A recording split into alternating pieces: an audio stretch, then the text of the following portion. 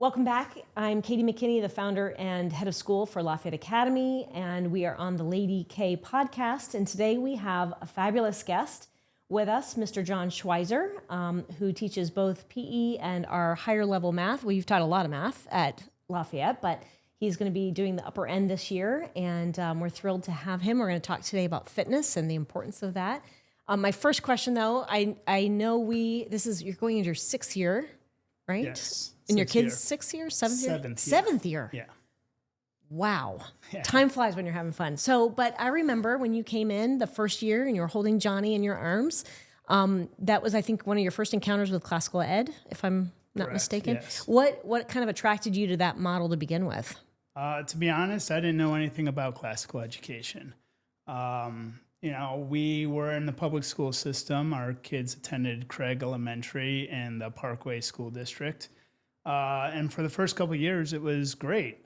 We had a principal that focused on character education, and there was a lot of discussion of the correct way to behave in certain situations. That principal unfortunately left to go to a school that was closer to where he lived. And we got a new principal, and it just seemed like overnight, the focus on character education disappeared. And then as my children got older, I have 4 children. My eldest is Ellie, and she was in 3rd grade, and she started to come home and say, Dad, we are learning something that I've already learned, that we learned in 2nd grade, that we learned in 1st grade, and we're just kind of repeating the same information. And it started off with that, and I was like, well, maybe they're just kind of reviewing things before they move further. And then as kind of the year progressed, I could tell that she was just less focused or less interested in learning, less curious. She was getting upset. She was really just not enjoying the school. And eventually it actually came to the point where she was crying almost every night. And as a father, that was like, you have to ask, like, what can I do to change that? And I figured you knew this was not her normal. This is not her. No, this was not her. She enjoys life. She has a zest for it. A voracious learner. And so we contacted the school. We contacted the teacher, and we said, hey, look, this is what we're seeing at home. We want to know what's going on. We didn't get a very strong response. We got an email saying, yeah, we're going to take care of this. We're going to give her this and this and this. And then nothing happened, right? There was no follow through. And Ellie just kept, she was in the gifted program, but that was, I don't remember, maybe an hour a week. Yeah. Where it was separate from her classroom. She was not being challenged. And then we find out that there's like a kid threatening her every day. And so we talked to the school about that, and nothing happened to the kid. And so we just decided we need to find something else. We have the resources, we have the ability, we can move anywhere in the city, we could go to any school. But I went to private school, and I looked at a lot of the private schools, but they just seemed to be better dressed versions of the public schools. They were doing all the same things and had all the same philosophies and approaches. And in fact, sometimes it looked like the public schools were really the ones innovating, and then you could get information from the public schools, where the private schools were like, hey, you need to come visit us to get any information. And so we just didn't think that was a great return on investment for the amount some of these schools charge. And our friend, Rachel Ferguson, said, hey, I just visited this classical school. And we had a great deal of respect for Rachel Ferguson's intelligence and knowledge about education. And so my wife, Kristen, went and visited. And she came back and she told me what was happening. And I was like, okay, well, I'll go and visit. And so I went and visited, and I saw a day, and I still remember you guys were in a strip mall, right? Yeah. In a commercial building. It's not what I expected. And then the kids were cleaning. Yeah, that's and right. I was like, what a great idea, right? I mean, we kind of make things so easy. And I had a friend tell me the hardest thing I ask my children to do is pick up her clothes off of the bedroom floor. And kids aren't designed to be so little, like have so little value in the home, I guess is how I should put it. They need to feel important. And to see kids cleaning, they were learning a skill. They were learning the difference between a good job and a bad job and things of that nature. And the attitudes, there was no complaining. There was no whining. There was no, I mean, they accepted that this is a part of life. Yeah. And the fact is it is a part of life. Yeah. And if you're going to be an entrepreneur, you're going to be cleaning bathrooms at some point. Yeah. Like you just have to put on any hat that you need to. And to see kids who are not looking entitled and doing that, and also still getting a great education throughout the day. I mean, I thought that was just such a beautiful thing. And so I come home, right, and I talk to my wife, and I call my parents, and they were like, well, that's how we were educated, was classically. And so they explained to me what classical education was. Interesting. And, I was like, well, I don't know about the amount of infrastructure because I was used to a school with a lot more. It's very non-traditional. Right. But when we decided to send our kids there and see how it went, and the flourishing was instantaneous. It really was. I wasn't a teacher there at the time. That's right. It was the first year. Yep. It was pre-COVID. So yeah, pre-COVID. So my 4 kids were going there. My son Johnny, kindergarten at that year, was reading within 3 months. Yeah, and Charlie, it took almost to first grade before he was reading. And so I was like, there's a difference in how things are being taught here. And then it's just gotten better and better every year. Well, and I think that foundation that you laid, and I would say too, as a parent, not even as an administrator, but as a parent, I have felt the same thing with my kids, that this foundation, literally this mental character foundation that's being built, it's an infrastructure that just continues to grow as they continue to amass knowledge. And I just think of myself at 14, 15, 16, and I just was in such a different place. And I the reason I started the school was I've thought, I want the abuse to stop here. I didn't get this kind of an education, but I darn well I'm going to make sure my kids do. So let's shift now to PE. I remember scribing an email to all the parents after COVID and saying, or maybe it was pre-COVID, and saying, hey, we need a PE teacher. Right. And I was expecting people to say, oh, I know so-and-so, I know so-and-so. But you send me a dissertation back that was super beautiful, frankly, about PE and your love of it. And so what caused you to raise your hand and say, I'll help you teach PE? So my PE teacher as a kid, her name was Jerry Lamprecht. And I remember we started every class running a quarter mile. And then we do some other stretches and physical activities. And I also remembered a Presidential Physical Fitness Award. And I was an athletic kid. And so I remember I got the, blue patch every single year, except for fifth grade. Fifth grade, I was supposed to do 11 pull-ups, and I got up to 8. Never got to 11. And I remember there was several girls in my class who had no problems doing 11 pull-ups. And so I was like, what's going on here? But the fact is that they had higher strength to weight ratios than I did. That's right. At that age, that's shifting age, there. Yeah. And so I never ended up, I got very close. But my PE teacher was always encouraging me, always saying like, okay, we'll try it again. She was really big into getting people to where they needed to be. So my brother Wyatt, who was an incredible runner, and she found a cross-country team. It was a girls' cross-country team, no boys. And my brother Wyatt was the first boy on there because my PE teacher kept calling the coach saying, hey, I've got this great boy runner. And they ended up getting a whole boys cross-country team, starting with that just seed, and I joined it, and suddenly all these other boys were there running cross-country. And, it's not my favorite thing to run cross country, but it is a great sport. So it was her influence that really supported your love of athletics and fitness? Yeah, so that certainly it made me an athlete. Her, her getting us into soccer, getting us into basketball, finding sports teams for us, but also in the PE program, keeping us fit so that we could do those sports, right? So we're not having to do a bunch of other things to qualify. We were already fit because of her PE program. And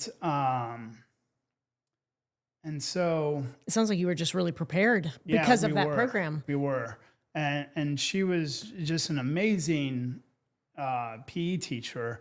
And when I had kids, that was what I kind of expected for my own children. And I'm afraid the first year I was not seeing that for the PE. I saw it in a lot of stuff, but the PE, I was not seeing it as much. And I have to be honest, because as you're building a school, of course, you get all the core things, and PE and music and art is kind of like, oh, we'll do the best we can, right? But that was never my vision, to do the best you can. It was to be the best in every single subject matter. And so when you raised your hand, that was very exciting to me. But I have to say, even growing up, PE was not impressive. Let's put it that way. And I kind of took it as just a check, get it done, and no big deal. And even today, I mean, I've observed other public high school, PE classes, and there's music playing, kids are just hanging out, they're chatting, they might be playing volleyball. It's a joke, to be honest. I mean, it was a joke when I grew up, and it's kind of been a joke since then. And so to think back to the Presidential Fitness, award or certificate and whatnot, that was a very different era. And today what we're seeing is quite a different picture. So how is our PE? Because you have done something very different, which frankly now I do respect PE. I mean, the kids that go through your program, they're so different. They come out differently. They change as an individual for the better. What is it though that you have done that you would say is the antithesis of what current culture is doing in PE? Well, I think it all started with a foundation that if I'm not doing some exercise every day, then I'm not going to be my best version of myself. Why? What does that mean? Well, I'm more likely to be grumpy or crabby or just not as focused. I notice it like even when we go to long shoots. You mean for shooting sports? Yeah, shooting sports. When we were in Ohio, it's just there's not as many opportunities to exercise as I otherwise would like. And I come back, or when we were in Ames Grant, I was doing a lot of driving. Just not as much time to get some exercise done. And just even 2 days, I can notice changes where I'm more irritable, I'm less focused, I'm less driven to do anything productive that day. I did notice you were a little more irritable. No, so you notice even within yourself. Yes. And so you're thinking, for kids, it's probably the same. Right. And so I, looked into what would a classical PE program look like. And very early on, I found The Motivation Factor, which is a documentary that was available on Amazon Prime. And I purchased it and I watched it, and I was just blown away with how a PE program could be. And this was before I started anything.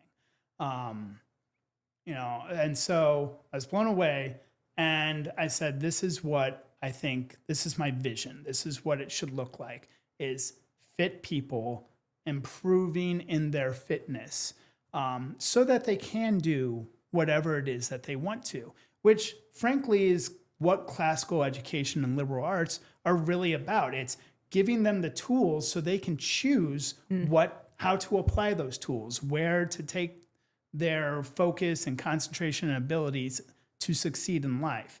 And if we have to do that with our brains, we absolutely have to do it with our bodies as well. If we want to swim, or if we want to dance, or if we want to play soccer, or if we want to do cheer, or we want to do gymnastics, we need ability with our bodies.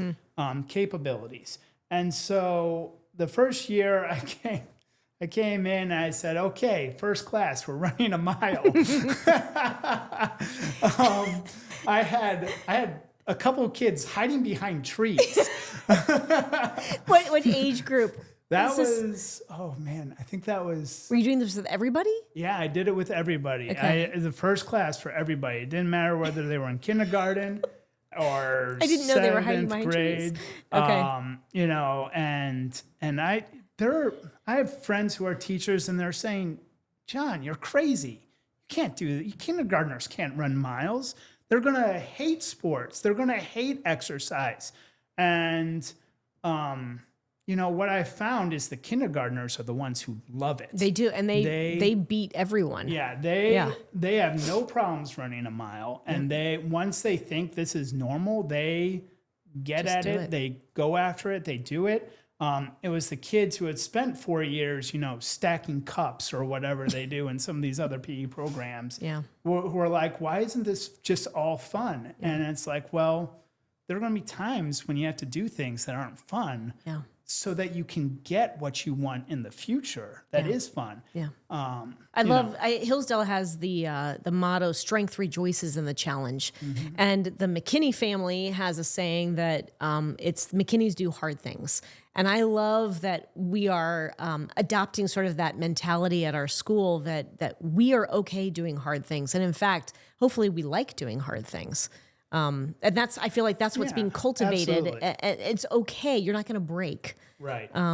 Jonathan Haidt in his book, The Anxious Generation, talks so much about our kids today. We act as though they're so fragile and they're going to break if we don't, give them everything they need. When the exact opposite is true. Absolutely. When having a certain, not too much, but a certain amount of stress will actually make them so much stronger and show so much more of what they can do and who they can be. So go back for me. So you've got the motivation factor as an inspiration. Mm-hmm. Talk to me about the ancients. If we stretch back to the Greeks, sure. What was their view? And that's obviously we teach all about the ancients in our school. So how does that connect to PE? Yeah, there's a line, I believe it was Herodotus, who was talking about the Peloponnesian War, and the Persians are coming to attack the Spartans.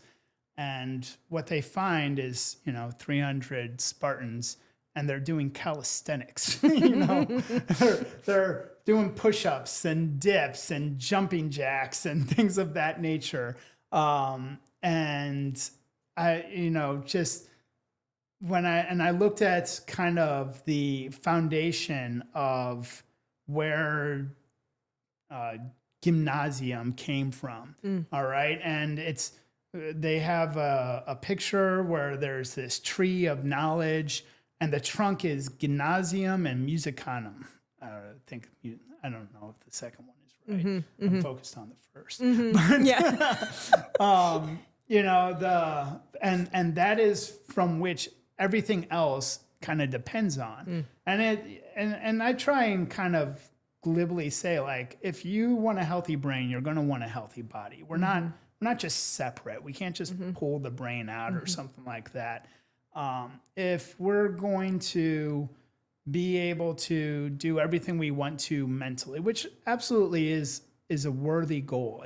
I'm not just exercising for the sake of exercising. Right. I'm exercising to support academics. I'm exercising to support energy levels and attention and the concrete feeling of doing something hard and overcoming that. The feeling of getting stronger to lift a weight that was a struggle yesterday can be just such an inspirational thing. And for whatever reason, I feel like it's a little bit more, I guess it's obvious that it's more concrete when it's a physical thing versus, remember when 9 times 7 used to be hard for you? And people are like, actually, no, I can't really remember when 9 times 7 used to be hard for me. I feel like I've always known it. But the advancement just seems to go a lot faster and be more concrete with the physical side, and it can be applied to the learning side. So we're taking lessons learned from the ancients and starting to resurrect that for today. I would say.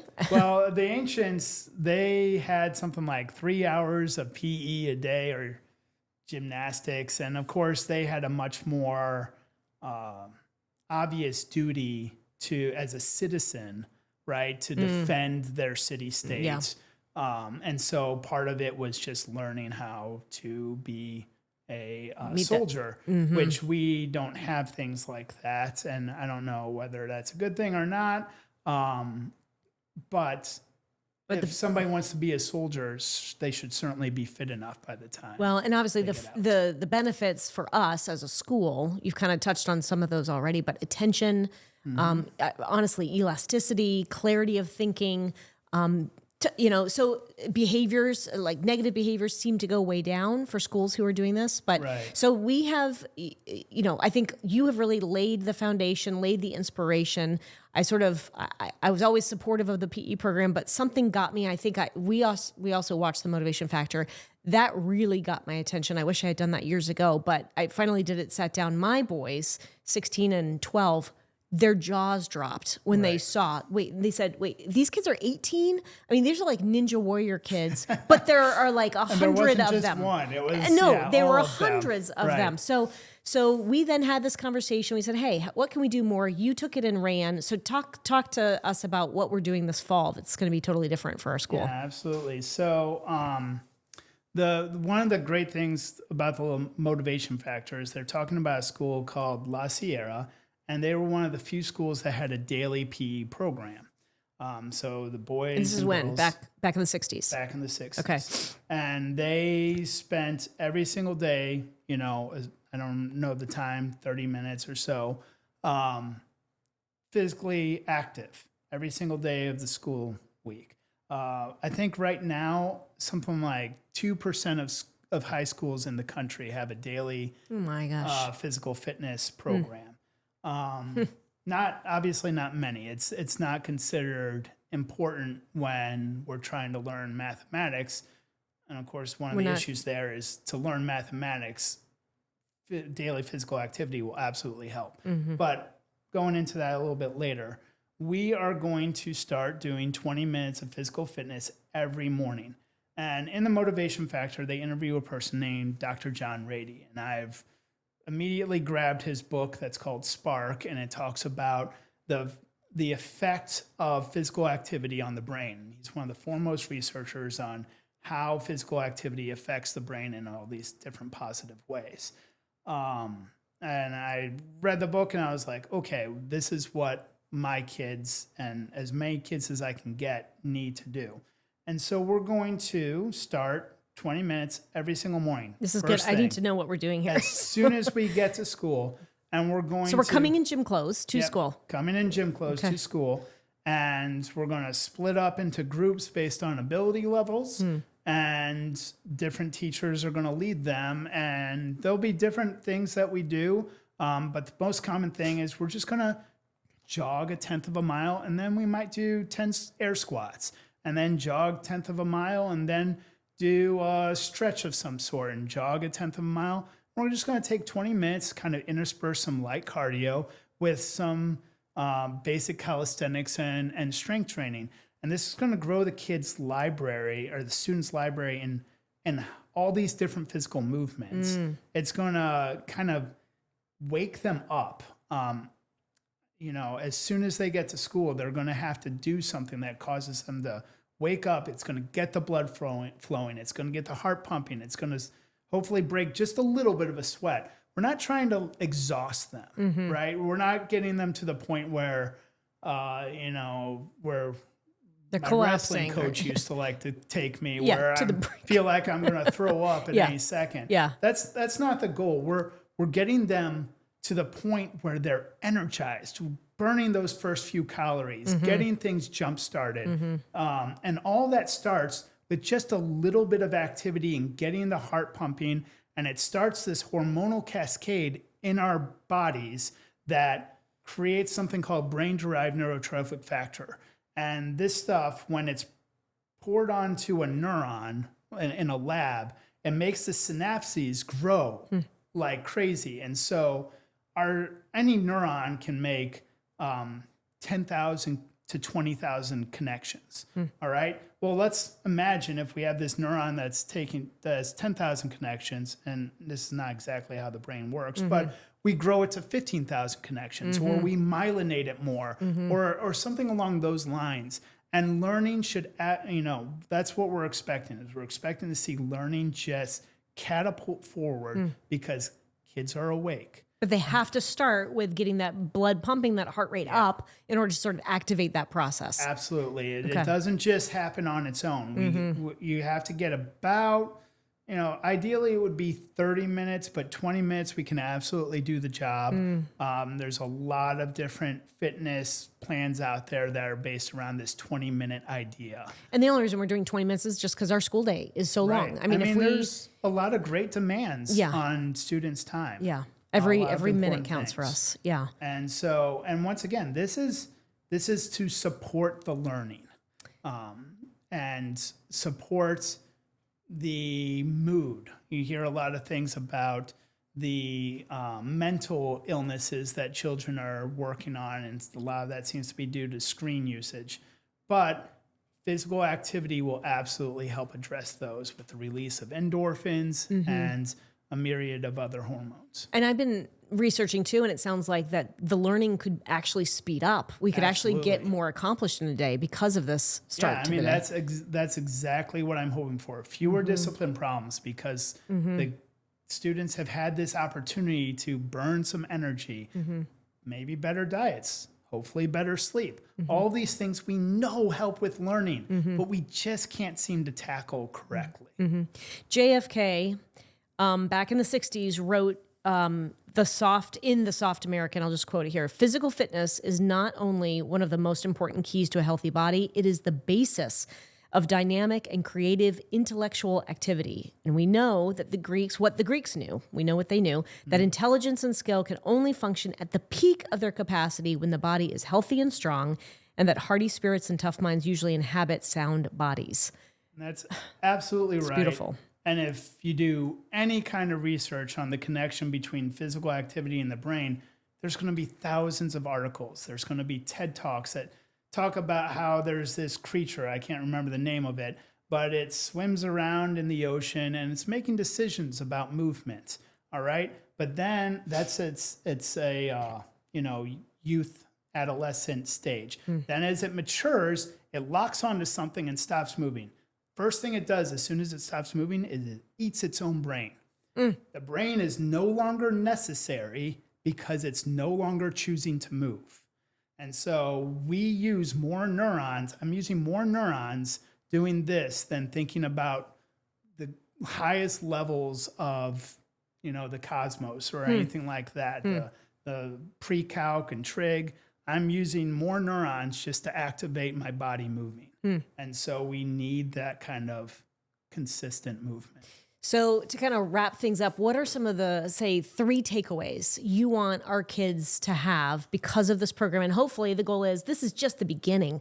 I hope we can do a heck of a lot more over time, but we're going to put our toe in the water here. But what do you want after this next year? What's success to you, and maybe the takeaways for the kids? I guess the biggest thing, I'll start with that, is a different attitude about exercise. All right. Right now, it seems like it's something to be avoided, to be dreaded, to be put up with if we have to do it. But to realize that after you exercise, you feel better. If I can help students understand that they feel better after they exercise, then they're going to make it a part of their lives. And that's the goal because, we want them to exercise not just while they're at school, but also other places. The second thing I hope they realize is that what I realize when I don't exercise, I'm more irritable, I'm less patient, I'm quicker to negative judgments, and I have trouble thinking about contemplative, interesting thoughts, which is, something that Aristotle would like all of us to do. That's right. And, I don't know that I have, the third one is have a vast library of movement patterns, all right? So that they don't think the only way to exercise is to do push-ups or to do burpees. There are an almost infinite way for us to move our bodies. Okay. And everybody has kind of different ways that they like to do it. Some people like to swim, and some people like to do jujitsu, and some people like to do ballet. Those are all different things, but they're all amazing things. And just to have, somebody who can jog a couple miles and can do push-ups and squats. I mean, those are all great things, but we literally have so many different ways to move our body. And I want everybody to find one way that they can do so sustainably. Awesome. Well, I would love to see if we could revisit this in 8 or 9 months. We'll see kind of what has happened. Well, I'm sure we're going to learn a lot. Both as a faculty, and that's the other part, is the faculty is in this too. Right. So our whole faculty and staff are going to be joining in. I'm actually looking to buy my uniform soon, and we may even have parents come join us, which would be great. This is like a some unifying. parents are very Yeah, enthusiastic. we've had a lot of great positive response, so it's going to be fun. So I'm looking forward to seeing what the impact will be, and then we can have a follow-up conversation and see where we are. So thank you again. This has been a great conversation, and we look forward to welcoming you all back at the next episode of the Lady K podcast.